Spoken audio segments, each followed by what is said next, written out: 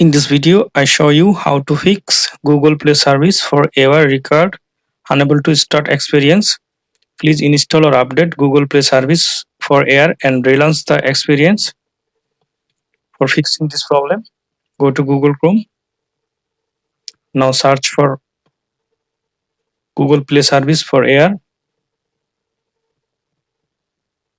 Now click on this link, Google Play service for error. Tap on it.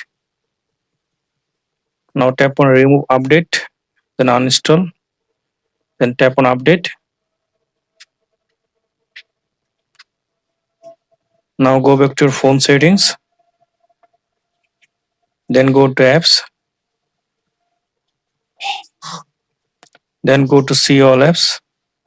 Now tap on three dot. Now tap on reset app preference. Now tap on reset apps. Now I hope that this method fix Google Play service for error required problem. Thanks for watching. Don't forget to subscribe.